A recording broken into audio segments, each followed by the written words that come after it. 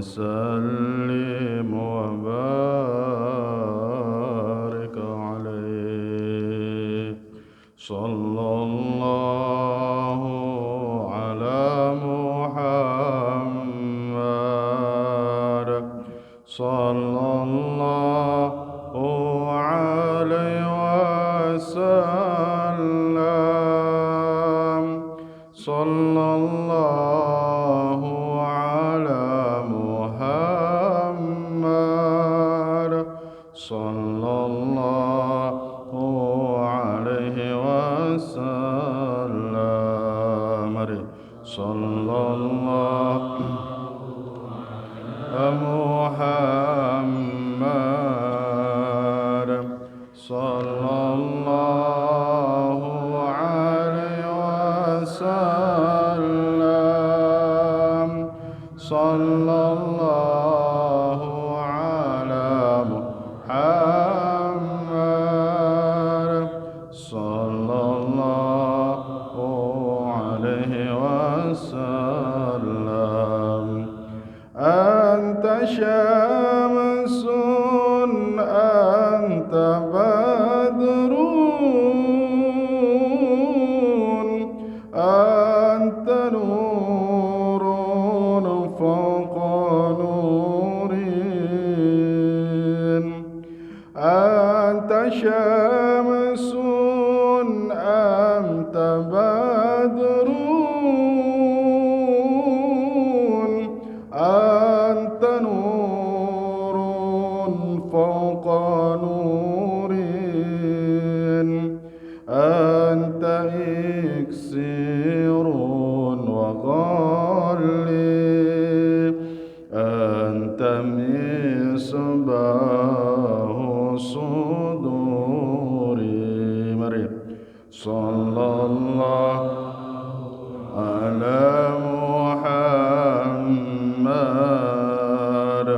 صلى الله عليه وسلم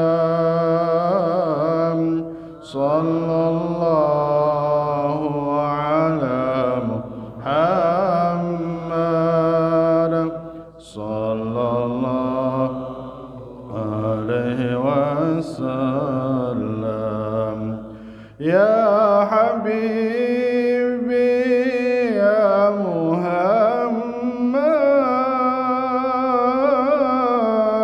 يا عروس الخفيقين يا حبيبي يا محمد يا عروس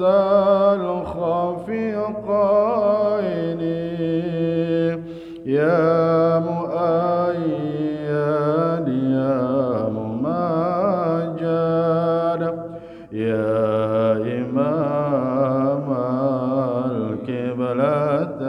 القبلتين صلى الله على محمد صلى الله عليه وسلم صلى الله على محمد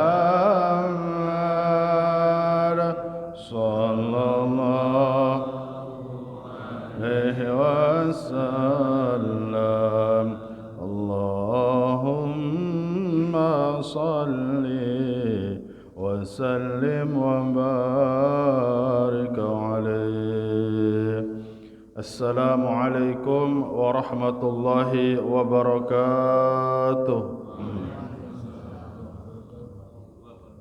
Innal hamdalillah salatan wassalaman li Rasulillah Muhammad bin Abdullah wa ala alihi wa sahbihi wa mawalah wa man tabi'ahu bi ihsanin ila yaumil qiyamah amma ba'du.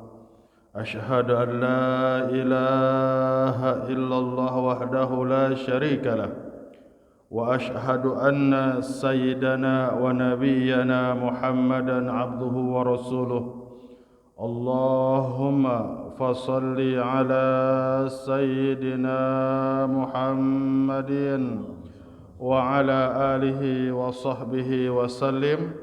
وقال الله تعالى في القرآن الكريم: أعوذ بالله من الشيطان الرجيم، بسم الله الرحمن الرحيم.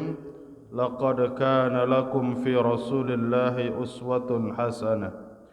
كان نبي صلى الله عليه وسلم إذا أكل أو شرب قال: الحمد لله الذي أطعمنا وسقى وسوغه وجعل له مخرجا.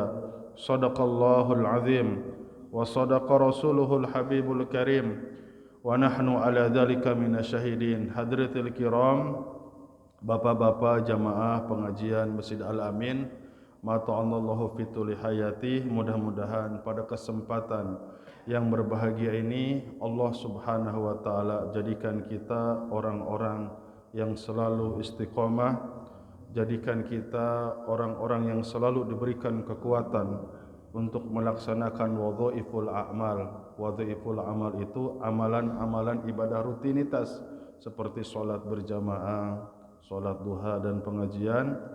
Dan selanjutnya mudah-mudahan para guru-guru kita semua yang mengajar di Masjid Al-Amin, yang pertama Kiai Haji Ustaz Encep Burhan ma'atallahu fitul hayati, Kiai Haji Abi Halim Al-Habib Amri Azamatkan, Kiai Haji Ahmad Baisuni, terus Kiai Haji Burdah, semuanya insyaallah kita doakan beliau-beliau semua Allah panjangkan umurnya, dimudahkan dalam segala urusannya. Yang ketua DKM beserta jajarannya yang mudah-mudahan senantiasa ada dalam lindungan Allah Subhanahu wa taala. Selanjutnya innalillahi wa inna ilaihi rajiun. Jadi tadi kabar jam 3:30 baru saja meninggal adik kandung dari Pak Haji Encep Burhan yang ketua DKM Masjid Al-Munawwarah Sentul, Kiai pimpinan pondok yang ada di Pasir Gintung, teman Kobong dulu ya, teman mondok, sama umurnya 43. Jadi meninggal, santrinya udah ada 500, Masya Allah. Memang umur segitu ya luar biasa. Mudah-mudahan Allah terima amal ibadahnya, dan mudah-mudahan Allah hapus segala kesalahan dan kekurangannya. Allah berikan daripada raudhatun min riyadil jinan, daripada taman-taman syurganya Allah Subhanahu wa taala. Baik, insyaallah di sini kita akan, yang saya bawakan namanya Kitab Muhtarul Al-Hadis, hadis-hadis pilihan. Setiap ada kalimat pilihan berarti sama sekali tidak ada satupun hadis yang dhaif. Jadi yang dicantumkan oleh ulama di sini adalah semuanya hadis sahih dan hasan. Ada berapa jumlah hadisnya? Jumlah hadisnya kurang lebih ada 1580 hadis. Yang pertama, jadi ini sudah disampaikan masuk dalam sistem hijaiyah. Alif, ba, nanti dari alif, hadisnya dari mulai alif semuanya. Ketika ba, huruf hijaiyah ba, itu hadisnya diawali huruf ba semua. Insyaallah di sini kita mulai dari huruf kaf ya. Apa huruf kaf? Wa huwa syama'ilus syarifah. Walaupun ada yang sudah mendengarkan, ini sebagai kita kecintaan kepada baginda Rasulullah sallallahu alaihi wasallam. Kenapa itu Nuaiman termasuk sahabat yang mendapatkan legitimasi masuk surga? Padahal sampai wafatnya enggak bisa ninggalin kebiasaan mabuknya itu. Itu khusus satu orang saja. Nuaiman itu sampai menjelang wafatnya masih menenggak minum arak. Seminggu 3 hari ke wafatnya masih megang botol arak coba. Tapi baginda Rasul cinta. Itu orang yang sering mabuk tapi karena sahabat. Karena apa? Setiap saat, setiap hari memuji baginda Rasulullah sallallahu alaihi wasallam. Baginda Rasul khawatir ketika dikuburin ditungguin di atas pusara. Ini kalau ditinggali disikat ini urusannya, malaikat mungkar wa nakir. Karena enggak biasa ditungguin coba. Karena tahu belum bisa meninggalkan mabuk, baginda Rasul pun sayang. Ini setiap hari memuji kepada baginda Rasul. Apa detik-detik terakhir baginda Rasul yang sampaikan? Ketika malaikat munkar wa nakir datang bertanyaan, man rabbuka wa man nabiyuka, apa jawabnya? Wahai malaikat munkar wa nakir, kamu enggak malu? Kamu enggak malu dengan wajah yang sangar? Sehingga ketika di atas pusaraku masih ada baginda Rasulullah sallallahu alaihi wasallam. Malaikat munkar wa nakir fayarju ila rabbi. Maksudnya apa? Insyaallah sehebat apapun kita punya dosa, kalau kita terus berusaha memuji baginda Rasul, suatu kelak baginda Rasul insyaallah akan memberikan syafaatul uzma kepada kita semua. Amin ya Allah ya rabbal alamin. Yang pertama, kana Rasulullah sallallahu alaihi wasallam abyadu masyraban bayaduhu bi khumrah. Kalau pengen tahu kulitnya baginda Rasul dari mulai kaki sampai ujung rambut badannya, itu warnanya seperti campuran Persia Romawi, putih kemerah-merahan. Jadi baginda Rasul itu tubuhnya bukan saja wajahnya, itu abyadu masyraban bayaduhu bi humrah. Tubuhnya itu putih kemerah-merahan. Terus apalagi baginda Rasul kalau halisnya hitam sekali, bulunya lentik.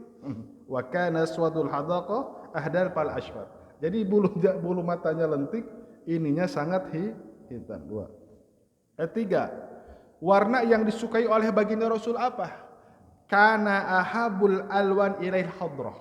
Baginda Rasul menyukai warna hijau.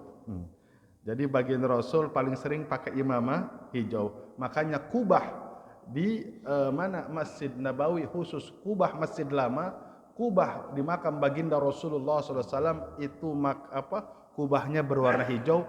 Memang warna hijau itu warna yang disukai baginda Rasulullah SAW.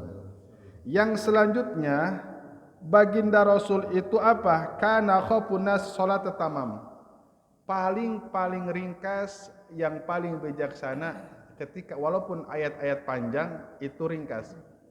Apa itu? Kana akhafun nas salatan fil taman. Itu kebiasaan baginda Rasulullah sallallahu alaihi wasallam. Namun ringkasnya baginda Rasul, Isya itu rakaat pertama apa? Yaitu sabihisma rabbikal a'la. Rakaat kedua yaitu hal ataka hadisul ghasyiyah. Maghrib rakaat pertama qul ya ayyuhal kafirun, rakaat kedua surat Al-Ikhlas. Sebab ada yaitu ketika sholat maghrib, siapa? Mu'ad bin Jabal surat Al-Baqarah. Protes, dipanggil oleh baginda Rasul, "A'aftanna ya Mu'ad, kamu sholat bikin fitnah apa?" Banyak yang protes, "Kenapa ya Rasulullah?" "Iya, sholat kamu kelamaan." Nah itu jadi maksudnya apa? Itulah baginda Rasulullah SAW. Terus baginda Rasul di dadanya ada bekas jahitan. Siapa yang menyaksikan? Anas bin Malik. Kana Rasulullah SAW fi sadrihi lamihyatun fi sadrihi. Pernah kepergok Sayyidina Anas bin Malik masuk ke dalam kamar waktu umur 9 tahun. Kan Anas bin Malik itu khidmatnya dari umur 7 tahun, pokoknya sampai 10 tahunan.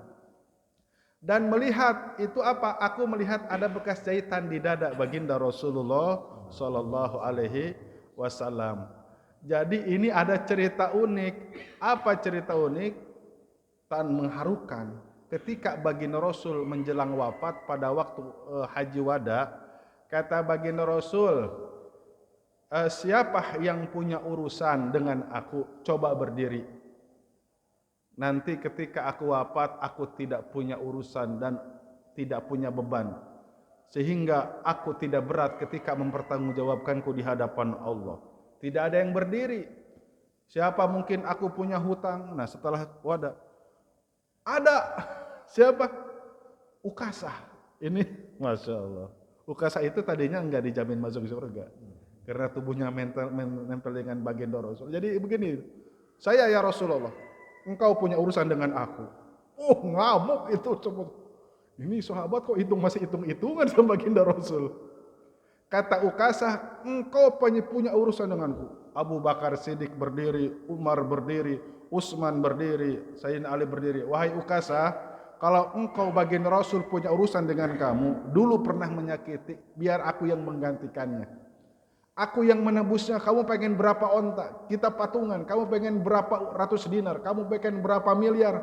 Asal kau bebaskan baginda Rasulullah SAW. Tidak. Ini bukan urusan kalian, ini urusanku dengan Rasulullah. Waduh, ini gimana urusannya? Kata baginda Rasul, Ukasah, sampaikan aja, apa salah aku waktu itu? Engkau punya salah sama aku. Apa coba alasan kesalahanku, sampaikan. Kata Ukasah, ya Rasulullah, engkau ingat gak ketika waktu perang, kalau nggak salah perang Uhud, aku memegang unta engkau. Dalam hadis riwayat lain, aku memegang kuda engkau. Ketika kau naik kuda, maka lututmu menyenggol daguku, katanya. Sehingga aku kesakitan. Dan sesungguhnya baginda Rasul nggak tahu kalau lagi perang kan. Ya kalau lagi perang naik kuda lagi keadaan panik kalau bahasa kitanya. Kata Ukasah, waktu itu aku sangat kesakitan. Aduh, kok ini Gus Ukasah gimana? Terus, engkau pengen apa? Aku pengen kisos, kata Ukasah. Oh, kisos. Apa kisosnya? Bolehkah aku memukul engkau ya Rasulullah? Karena pada waktu itu lututmu menghantam daguku. Pada waktu aku telanjang, maka engkau pun harus membuka baju. Oh, itu ada dalam kitab Al-Wadu wal Irsyad, bab tentang menjelang wafatnya baginda Rasulullah sallallahu alaihi wasallam. Ngamuk itu Sayyidina Ali. Wah, ini Ukasah keterlaluan, katanya. Waktu itu Ukasah belum ada pengumuman dijamin masuk surga. Engkau waktu dulu lututmu kena daguku sampai aku hampir terpental, aku dalam keadaan telanjang. Waktu itu masih hamba sahaya. Maka aku pun akan mengkisosmu, engkau dalam keadaan tidak memakai baju. Apa yang terjadi bapak-bapak? Itu baginda Rasul langsung buka baju. Langsung bawa pecut. Silahkan laksanakan kisos. Aku tidak ingin ada urusan nanti di hadapan Allah Subhanahu wa taala tentang hubungan hak-hak adami. Langsung, jadi mau dipukulin. Pokoknya Ukasah itu harus sama. Jadi yang kena itu dada, dagu, kata Ukasah. Wah, pada menjerit bapak-bapak, takut bener aja ini. Coba kira-kira dipukul bener kayak itu. Udah gini, udah gemeteran, baginda Rasul diam aja. Jadi kata Ukasah, aku akan mengkisosmu sebagaimana engkau dulu.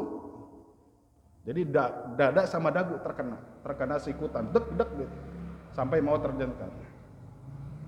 Pas sudah di dekat, menjerit. Sayyidina Ali menjerit, Sayyidina Umar menjerit, ngamuk. Pokoknya Ukasah kudu digebugan ya urusan aja. Songong katanya.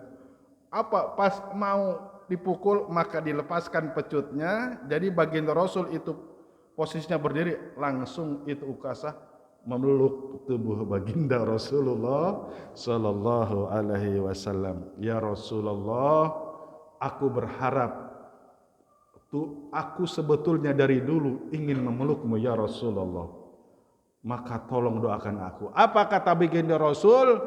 Wahai para sahabat, barang siapa tubuhnya yang pernah menempel dengan tubuhku, haramallahu jasadu ala niro. Neraka tidak akan mungkin bisa membakar tubuhnya. Subhanallah. Jadi unik ya, macam-macam sahabat. Jadi itu rasa mahabbah, rasa cintanya para sahabat. Dulu ada Siti Maimunah ya. Jadi habis baginda Rasul dibekam, ketika baginda Rasul dibekam, kan baginda Rasul suka dibekam. Seringnya bekamnya bekam basah, maksudnya dikeluarkan darah. Kata baginda Rasul, ini darah buang, katanya.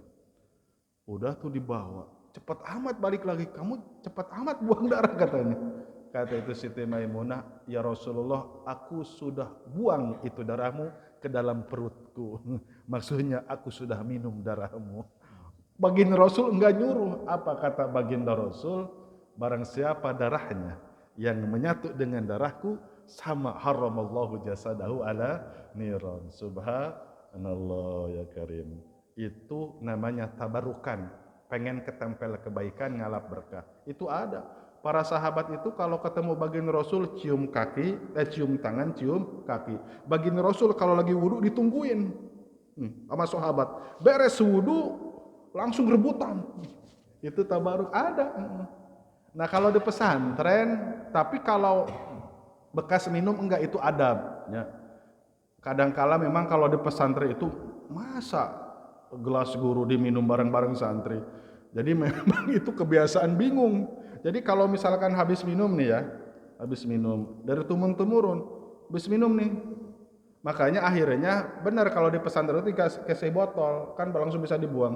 Kalau gelas kan biasanya kalau gelas buat kiai itu aja nggak rubah-rubah, itu khusus.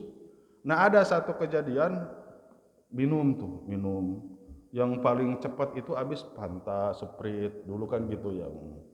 Jadi kiai ustadznya masih sama penyakit gula itu masih tahan tubuhnya masih aman. Itu rebutan. Nah akhirnya memang kembali ke adab. Kalau misalkan gelas ya, gelas bekas guru itu kalau bisa ya jangan, itu khusus untuk guru. Tapi ada memang subhanallah, ada namanya Syekh Amin. Syekh Amin itu cucu daripada Syekh Abdul Qadir Jailani. Jadi minta gelas besar. Itu ada tamu kurang lebih ada 20 orang, kita datang. Jadi emang itu tawadu. Kata Syekh Amin, diminum semuanya.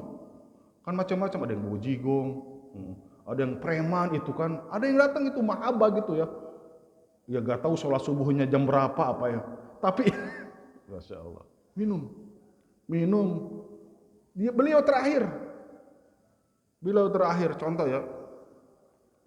Masya Allah, beliau terakhir. Akhirnya, itu ternyata kebiasaan baginda Rasulullah SAW seperti itu bapak-bapak. Mana dalilnya? Ketika Abi Hurairah itu pernah lapar. Kata Abi Hurairah, Rasulullah saya lapar, katanya. Suruh kumpul 70 orang. Sudah kumpul 70 orang ahli sufa, dikasih minum. Kata Abi Hurairah, wahai Abu Hurairah, hanya kita berdua. Engkau duluan, minum terakhir baginda Rasul. Baginda Rasul itu minum bekas 70 mulut sahabat ahli sufa, orang-orang fakir miskin. Subhanallah. Nanti kita coba tes ya. Tes gitu, nggak apa-apa sekali-kali. Tapi semuanya sikat gigi pakai susur. Apalagi ustadz yang harus sikat gigi pakai susur. Baik. Yang terakhir soalnya, biasanya ustadznya terakhir gitu. Nah itu baik. Yang selanjutnya baik, jamaah yang dimuliakan oleh Allah Subhanahu wa Ta'ala. Nah, baginda Rasul ininya nggak ada gerak-gerak. Nah, kalau kita kan ada ya, telapak tangannya. Baginda Rasul itu nggak ada begini, mulus.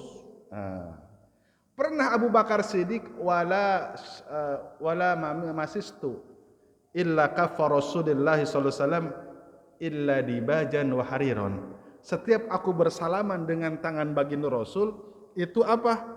Telapak tangannya itu lebih tebal daripada permadani dibas, perdana nomor 1 di dunia di Turki yang ada namanya permadani dibas. Wala hariron, itu lembutnya lebih lembut daripada sutra. Masya, nggak gelesar. Allah, padahal pekerja keras. Coba nggak ada gerakan kita mah adanya. Apalagi usia umur 50, ketahuan banget itu gerak-geraknya. Dua, telapak tangannya, telapak kakinya nggak ada gerak-gerak gini, nggak ada. Mulus. Allahu Akbar. Apa kata Abu Bakar Siddiq? Wala syamimtu raihatan Rasulullah SAW illa miska wa anbar. Setiap aku menempel dengan bagian Rasul, itu tubuhnya lebih wangi daripada minyak misik dan minyak anbar. Jadi baginda Rasul kalau duduk di sebuah majelis, diduduk di sini, itu wanginya 3 hari 3 malam tidak hilang. Lewat gang, itu gang 3 hari 3 malam wanginya tidak hilang daripada wangi baginda Rasulullah SAW. Subhanallah. Itu nggak pakai minyak wangi. Makanya baginda Rasul itu ketika ditanya apa yang engkau sukai baginda Rasul, yang pertama wanita, yang kedua adalah wangi-wangian, yang ketiga adalah sholat. Jadi sunnah pakai minyak wangi. Baik, tapi ulah nu morok dok teuing, nyong-nyong itu ada dulu minyak aki-aki yang hitam itu ya. Jadi sebetulnya misik itu putih. Jadi ada yang hitam ya Allah, kalau sholat tuh apalagi Ramadan, johor minyak wangi meledak, minyak nyong-nyong. Masya Allah, itu yang bagus kalau bisa minyak wangi ya. Kalau bisa jangan yang 10.000, kalau nggak ada ya nggak apa-apa, yang bagus.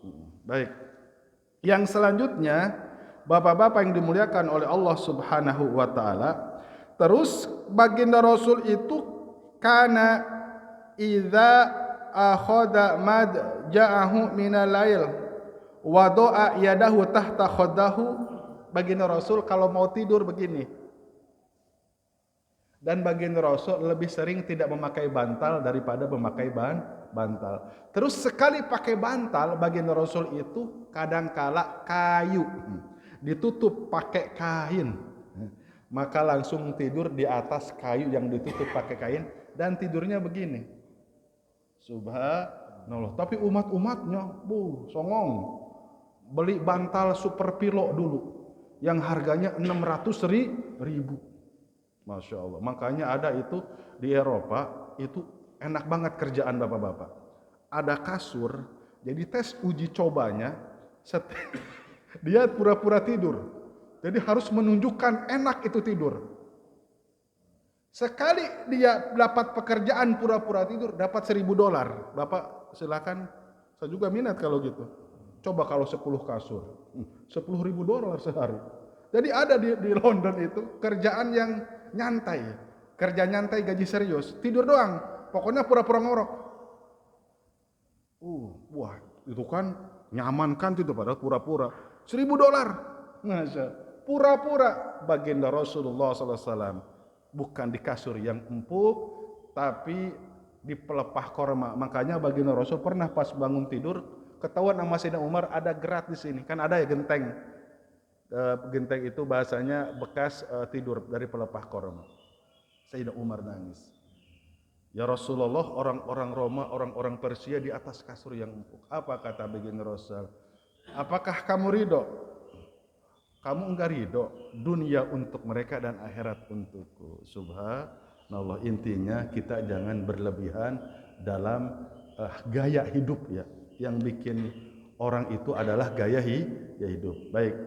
Yang selanjutnya, terus apa yang biasa berdoa baginda Rasul? Summa yaqulu bismika Allahumma ahya wa bismika amut. Bapak-bapak hafal enggak? Hafal pasti ya. Bismillahirrahmanirrahim. Kita baca bareng-bareng. Bismika Allahumma ahya wa bismika amut. Dengan menyebut namamu, ya Allah, Engkau yang maha menghidupkan, dan dengan menyebut namamu, ya Allah, Engkau yang mematikan. Nah, ketika bangun sama alhamdulillahilladzi ahyana ba'dama amatana wa ilaihin nusyur. Insyaallah kalau kita tidurnya pakai ala sunnah baginda Rasulullah SAW, walaupun meninggal dalam keadaan tidur, itu tidurnya dalam keadaan sunnah. Nanti orang akan dibangkitkan bagaimana terakhir dia meninggal. Syekh Nawawi Tanhar Al-Bantani ketika digali kuburan itu askar-askar diperlihatkan oleh Allah. Syekh Nawawi lagi ngarang kitab. Wah, ngampret langsung lari katanya. Berkali-kali sebetulnya mau dibeko itu, berkali-kali. Setiap dikali lagi gini aja. Masya Allah. Itu diperlihatkan bagaimana orang yang sudah dekat dengan Allah, para kekasih Allah, Allah perlihatkan, Allah muliakan di alam kuburnya. Baik, yang selanjutnya bapak-bapak yang dimuliakan oleh Allah Subhanahu wa taala, baginda Rasul pernah diruqyah. Selama 6 bulan pernah kena santet. Mana dalilnya? Di dalam surat Al-Falaq dan surat An-Nas. Itu asbabun nuzul baginda Rasul kena sihir atau kena santet oleh Al-Asam.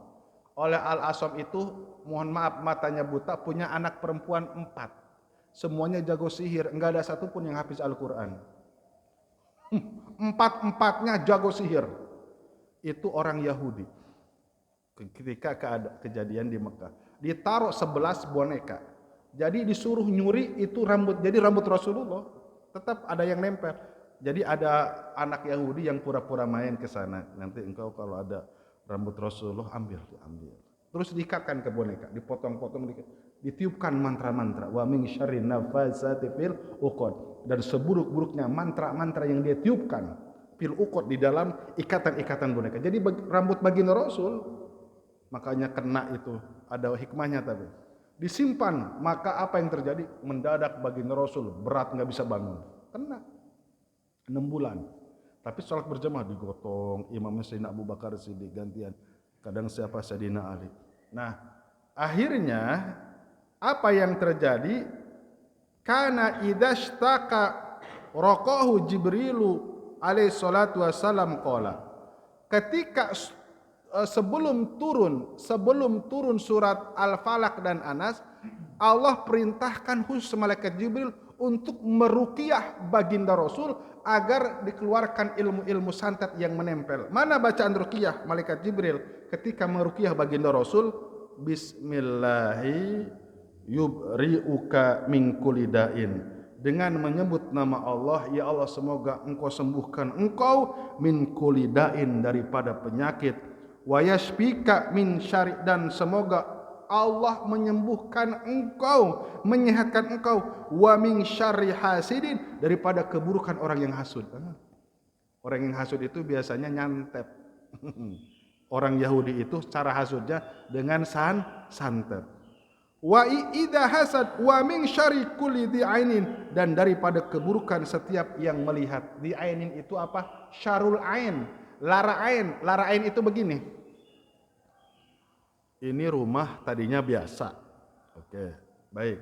Nah, tiba-tiba 2 tahun kemudian rumah ini jadi gedung. Baik. Ada mobil, ada motor. Langsung syarul ain itu ketika ada orang tidak senang, serek matanya. Dia kerja apaan ya? Nah, syarul ain. Syarul ain itu ketika mata pandangan melihat kelebihan orang lain ada di dalam kebencian. Syarul ain itu tidak senang melihat ketika ada orang lain dikasih anugerah dan kenikmatan oleh Allah Subhanahu wa taala. Di depannya alhamdulillah ya Allah. Tapi di belakangnya syarek. Kok ini dari mana nih uangnya? Nyambat kemana nih? Muja kemana? Itu syarul ain. Makanya bapak-bapak harus sering sebelum tidur ini jangan sampai terkena syarul ain. Penting itu bapak-bapak. Mana doa supaya tidak terkena syarul ain? Yaitu sebelum tidur baca qul a'udzu birabbil falaq, baca qul a'udzu birabbin nas, baca qul huwallahu ahad. Kalau di Banten itu terang-terangan. Kalau saya sih lihat sendiri ya. Waktu bapak di mana di Labuan ceramah, ya Allah ya Karim. Makanya saya kapok kalau ikut ke sana itu. Pokoknya kalau ke Wetan mau. Jadi dites langsung. Lagi ceramah, memang kebetulan dekat pantai, itu ada ular podium di depan podium. Tet. Allahu Akbar. Dikirim itu. Diajakin ngobrol. Kalau kamu jin, pulang ke laut. Tapi kalau kau kiriman manusia, saya berdoa semoga engkau ya Allah hancurkan orang yang ngirim ini. Akhirnya itu ke laut itu jin ternyata. Tuh. 2 lagi ceramah patromak Pak terbang. Itu di mana? Di daerah Cipanas ke dalam itu. Di daerah Cipanas Gajur. Itu lagi ceramah terbang patromak. Ya Allah. Ya biasa penceramah sama penceramah lah lagi. Yang ketiga, saya tuh sampai sakit dilihatnya, nggak kuat. Ya waktu SD, waktu Sanawiyah, nggak kuat lihat yang ngeri. Waktu di Cibatok, yang ngejailinnya depan pisan, ternyata itu tukang syariat, dijailin. Itu soalnya saya suka ikut gitu. Pantesan sempat berhenti pas ceramah. Allah, bentar Pak Radit. Ininya nih yang ditembak. Allahu Akbar. Allah langsung Allah. Tapi terus lagi. Wah ini ada yang pulang. Pas pulang langsung bukan diserang balik ya, langsung baca Ismul A'dzam. Waktu itu menerangkan la ilaha illallah. Pas pulang itu langsung gila keponakannya. Ternyata keponakannya itu mondok di pondok di keluarga orang tua lah waktu itu. Ini mamang saya gila katanya. Dia minta maaf, telanjang lari-lari kenapa? Minta maaf semalam waktu ceramah pakai ngejailin. Oh jadi ngebalikin kali ya. Kata orang tua, kamu pulang dari sini sembuh katanya. Bacain Allahu Akbar. Jadi maksudnya apa? Yang hebat, yang sekti itu idola oleh ilmu Allah. Jadi lagi menerangkan la ilaha illallah, mau ditembak sama ilmu hitam ya balik lagi. Jadi intinya apa? Selagi kita membawa kalimat la ilaha illallah wa qul ja'al haqqu wa zahaqal batil innal batila kana zahuqa. Baik. Yang selanjutnya kita bacakan hadis daripada baginda Rasulullah sallallahu alaihi wasallam. Keadaan baginda Rasul. Kana idza nazala alaihil wahyu nakasa ra'sahu. Baginda Rasul lagi ngobrol, lagi menyampaikan hadis, datang wahyu. Nih, proses datangnya wahyu. Datang wahyu, nakasa ra'sahu, langsung begini, diam. Baginda Rasul pernah datang wahyu malaikat Jibril, langsung nakasa ra'su, berhenti lagi keseru-serunya menyampaikan hadis, nakasa ra'su, langsung begini, terus apa? Sahabat yang ribuan menyaksikan, wa nakasa ashabu rusahum, sama ketika baginda Rasul menundukkan kepala, semua sahabat pun sama, langsung diam. Faida akla anhu rofa rosahu, baginda Rasul mengangkat kepala, sahabat pun mengangkat kepala. Coba tunduk dan patuhnya, pesan dari sini kayak gimana coba? Kayak sekarang banyak yang nunduk kepala kan, hari ini ngaji, tapi semuanya khusyuk. Jadi kalau baginda Rasul itu kalau nunduk kepala, tunduk kepala, kalau diangkat, diangkat. Namun memang benar para bapak, para sahabat itu enggak ada yang sanggup melihat wajah baginda Rasul. Siapa yang sanggup? Anta syamsun, anta badrun, ya Rasulullah. Engkau bagikan matahari, engkau bagikan bulan purnama. Cahaya matahari kalah dengan cahaya baginda Rasul. Bahkan bidadari pun ketika melihat baginda Rasul tidak sanggup untuk melihat nur wajah cahaya. Jadi kalau baginda Rasul menyampaikan wahyu hadis itu enggak ada yang kuat. Haibah. Yang kuat itu 4 orang saja yang bisa tegak, lurus, fokus melihat wajah baginda Rasul. Abu Bakar Siddiq, Sayyidina Umar, Sayyidina Utsman enggak kuat. Sayyidina Abu Bakar, Sayyidina Umar, Sayyidina Ali. Sayyidina Utsman apalagi?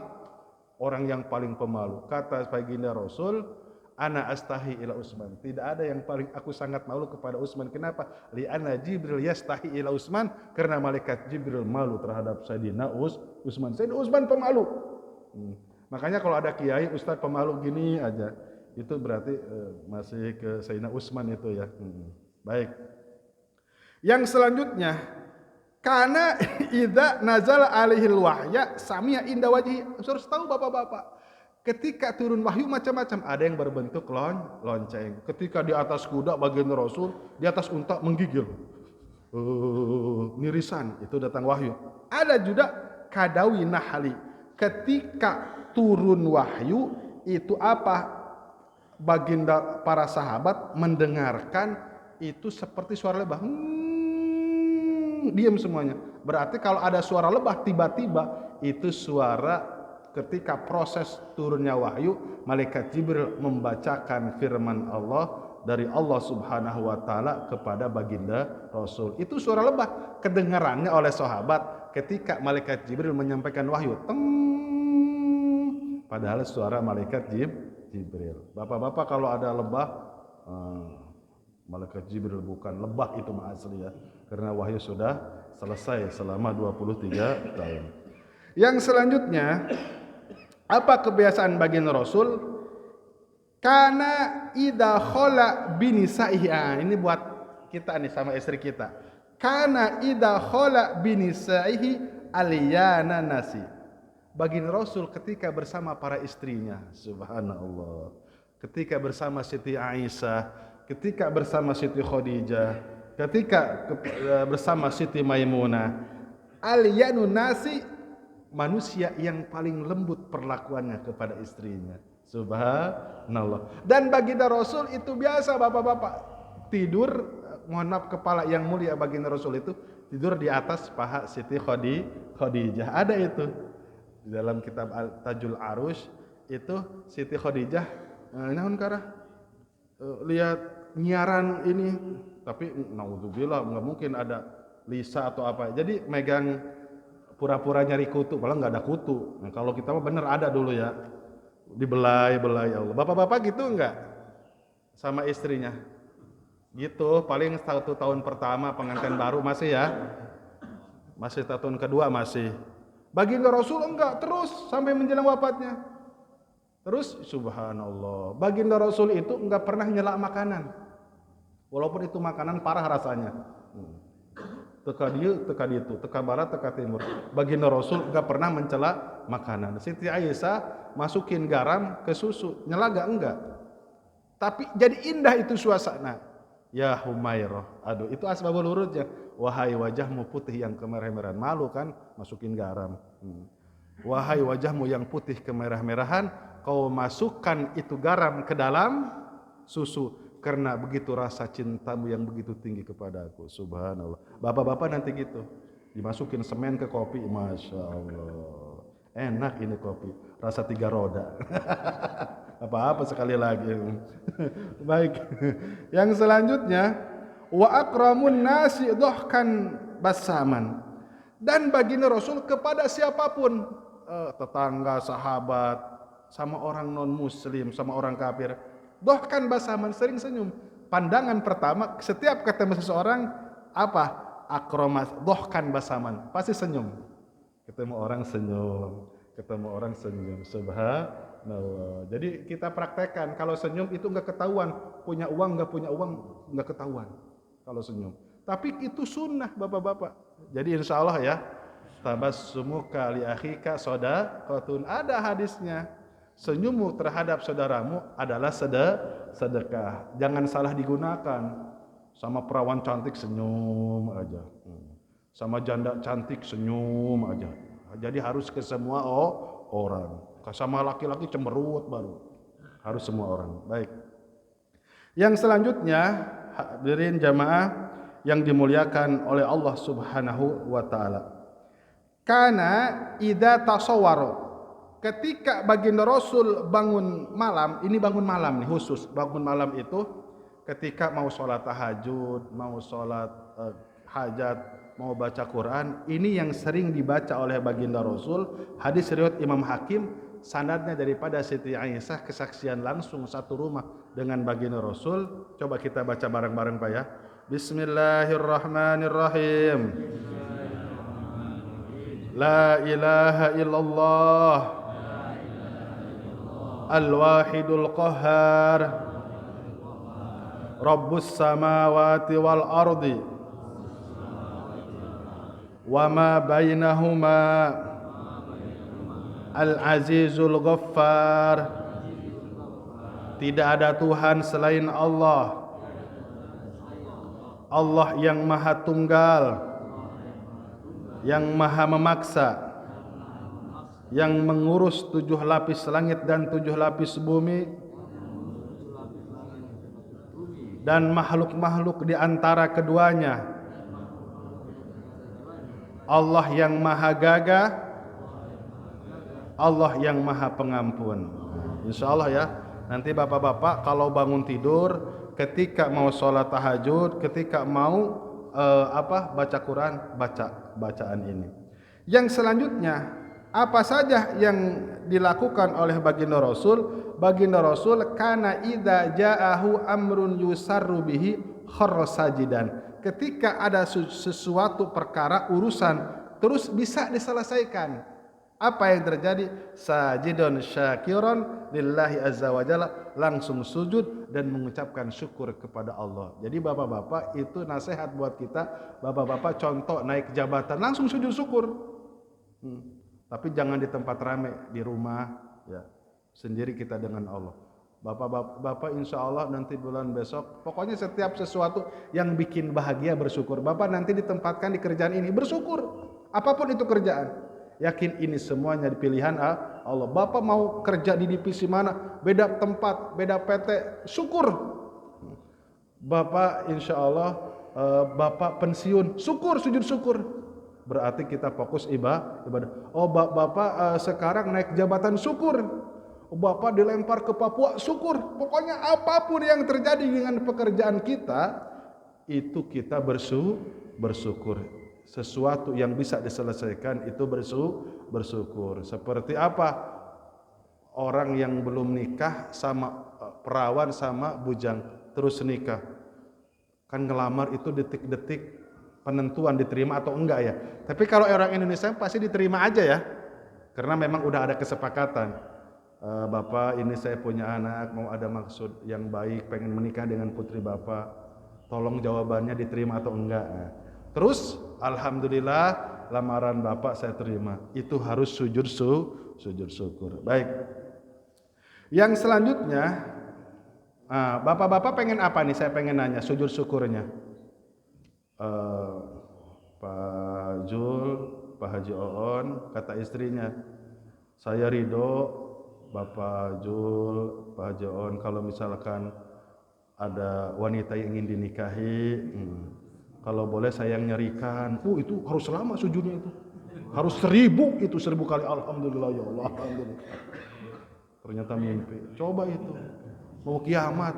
Sekali-kali coba Pak Jahidin bilang, "Ma, ini kan mau kiamat." Cobalah izinin. Yuk kita sama-sama coba. Itu mah sujudnya harus lama itu mah ya. Jadi bapak-bapak, saya itu punya kakek itu sama istri yang tua dicariin. Jadi saya itu dari nenek istri ketiga dicerita asbabun nuzulnya. Saya itu dari kakek kan punya istri 4. Nah, istri yang pertama namanya Ibu Zahro. Itu nenek saya itu ternyata santrinya kakek. Waktu dinikahi umur 15. Bukan walid, awas. Kakek saya itu umur 50 waktu itu yang. Nah, jadi ini pada berantem pengen ini. Akhirnya ditikahinlah oleh istri yang tua, nama Ibu Zahro. Dibawa, "Neng, ini daripada ribut, banyak korban, udah Neng nikah sama suami saya aja coba." Itu yang nyuruh nikah suami istri yang tua. Kira-kira bapak-bapak mudah-mudahan kayak gitu ya. Itu ada real. Allahu Akbar. Yakin itu masuk surga itu. Yakin. Nyariin. Masya Allah. Tapi jarang ya istri tua nyariin istri muda buat kita. Ada enggak? Paling diracun nanti ya di tengah perjalanan ini. Baik. Mudah-mudahan ada manfaatnya. Satu hadis lagi. Nambah satu hadis lagi kita. Masya Allah. Ini luar biasa ini. Baik. Hadirin jamaah yang dimuliakan oleh Allah Subhanahu wa ta'ala. Nah, baginda Rasul kalau masuk ke kuburan, dalam artian ke pemakaman, apa yang dilakukan oleh baginda Rasul? Ini kan sifat-sifat keseharian baginda Rasul. Idza marra bil maqabir qala assalamu alaikum ahla diyar minal mu'minina wal mu'minat wal muslimina wal muslimat was solihina was solihat. Itu baginda datang langsung keselamatan untuk negeri kampung di alam kubur, mukminin, mukminat, orang soleh dan orang salat. Wa inna insyaallah bikum lahikun. Suatu kelak insyaallah kami akan menyusul kalian, dan itu akan menjawab ya. Nanti ada cerita bagaimana percakapan baginda Rasul dengan Abu Jahal yang lagi disiksa oleh malaikat. Jadi Abu Jahal itu bapak-bapak sebagai informasi, sebelum ditikam oleh 2 anak kecil itu oleh malaikat Jabaniyah, tulang-tulangnya udah dihancurkan dulu. Jadi ada dalam hayatus sahabat, ketika diangkat itu udah kayak karet, bisa dilipat. Jadi sebelum dibunuh sudah dihancurkan dulu, digepak ya bahasanya, digepak dulu oleh malaikat Jabaniyah. Jadi hancur dulu, baru dicabut nyawa Abu Jahal tuh. Jadi sampai ngelentoy, pas diangkat ngelentoy kayak karet. Allah, jadi bisa dilipat tuh, bisa dibikin angka 8. Nah itu bagaimana orang-orang yang benci terhadap para kekasih Allah. Itu saja yang bisa saya sampaikan. Mohon maaf atas segala kesalahan dan kekurangan. Mari kita sama-sama tutup dengan doa kifaratul majlis. Subhanallah wa bihamdihi, subhanakallahumma wa bihamdika, asyhadu an la ilaha illa anta, astaghfiruka wa atubu ilaik. Assalamualaikum warahmatullahi wabarakatuh.